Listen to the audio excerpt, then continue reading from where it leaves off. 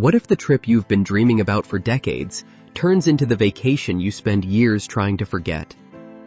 That sounds dramatic, but it happens more often than you think, and almost always for reasons that are completely avoidable.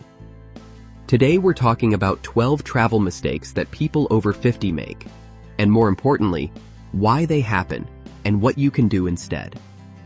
If you've got a bucket list, if you've been putting off that big adventure, or if you're already planning something for this year, stick around, because this might genuinely change how you travel. Let's start with the big one.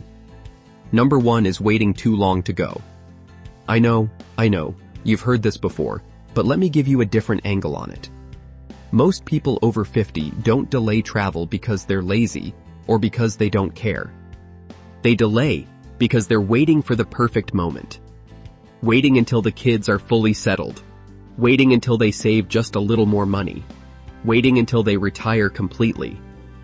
And the cruel irony is that the longer you wait, the more your physical ability to do certain things quietly narrows.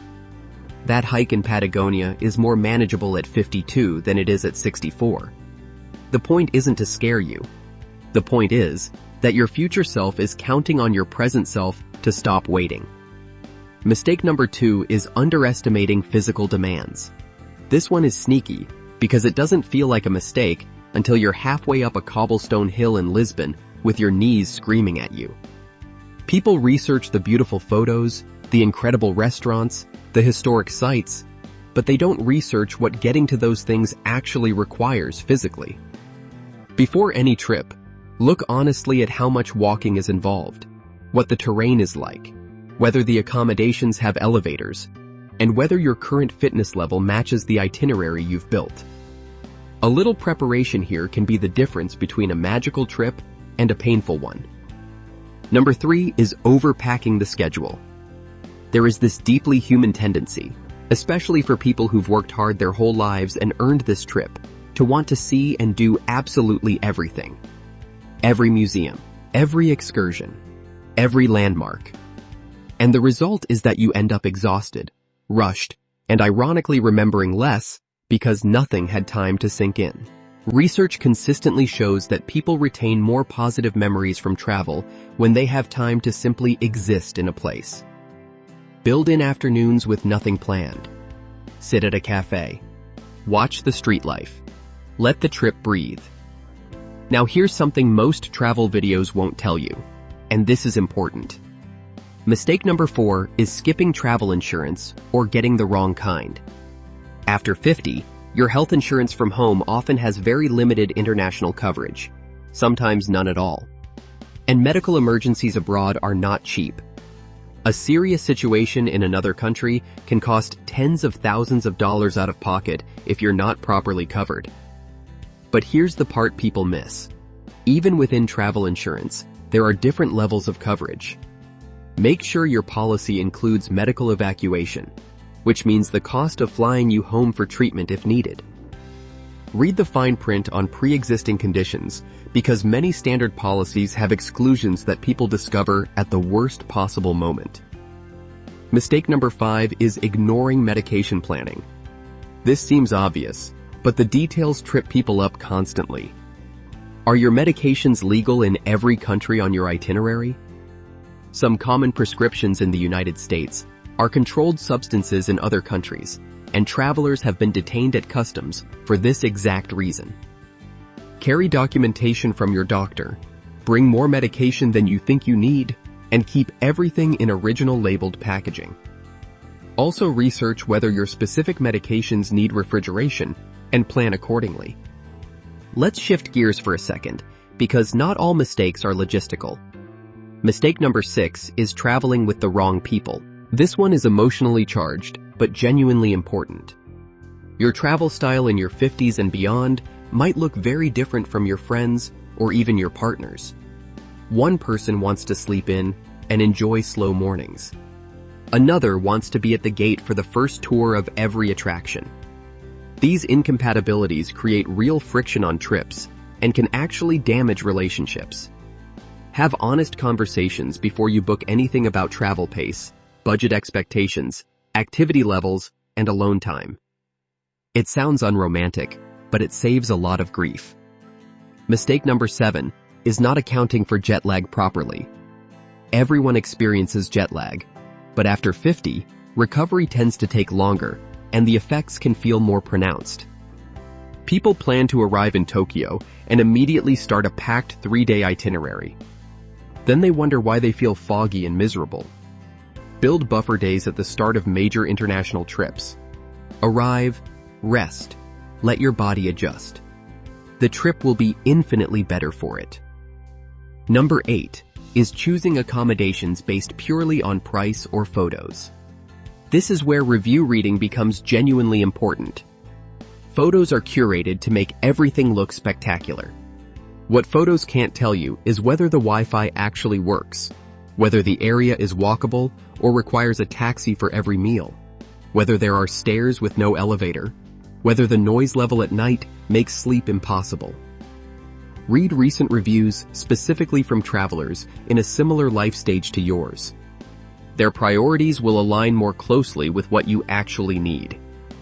Here is a psychological trap that catches a lot of people, and it's mistake number 9. It's called sunk cost tourism. You've paid for a tour or an activity, and you start it, and realize fairly quickly that you're miserable, bored, or physically struggling, but you push through because you already paid. The money is gone either way. The question is whether you also sacrifice the rest of your afternoon. Give yourself permission to bail on things that aren't working. Your enjoyment matters more than your booking confirmation. Mistake number 10 is not telling your bank or credit card company about your travel plans in advance. This is one of those simple, practical things that can create a genuinely awful situation. Banks flag international transactions as potential fraud and freeze your card. Suddenly, you're in a foreign country without access to your money. A quick phone call or online notification before you leave eliminates this problem entirely. Also carry some local currency for the first day or two wherever you land, because not every arrival situation makes ATM access easy. Number 11 is neglecting to research local customs and etiquette. This matters more as you get older, because many destinations that are popular with older travelers, religious sites in Southeast Asia, temples in Japan, historic areas in the Middle East, have specific dress codes and behavioral expectations. Showing up uninformed isn't just embarrassing, it can mean being turned away from sites you've traveled thousands of miles to see. 30 minutes of reading before you go solves this completely. And mistake number 12 is possibly the most important one of all. It's not documenting the trip in a way that you'll actually value later. Now, before you think this is just about taking photos, hear me out. People spend enormous amounts of money and energy getting to beautiful places, and then spend much of their time viewing those places through a phone screen, optimizing for Instagram rather than for memory. Research on autobiographical memory suggests that we remember experiences more richly when we engage with them directly, not through a lens. Take photos, absolutely. But put the phone away in between.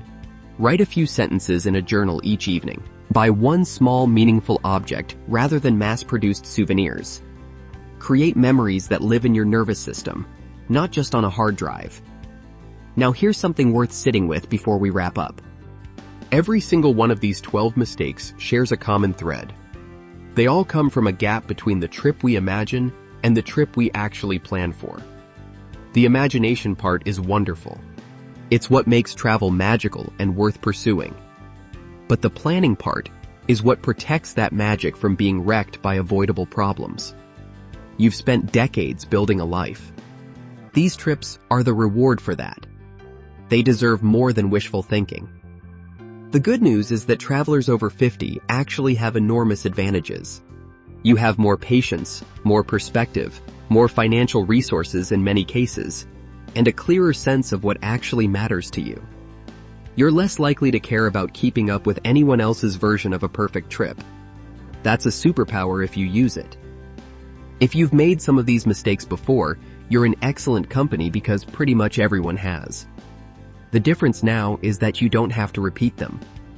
If this video helped you think differently about how you plan your travels, Share it with someone who's got a trip coming up. And if you want more content about traveling smarter at this stage of life, subscribe to our channel and like this video. We put out new videos every week, designed specifically for people who've earned the right to travel well. Drop in the comments which of these 12 mistakes you've either made yourself or know someone who has. I read every single comment, and I'd love to hear your stories. Safe travels, and more importantly, meaningful travels.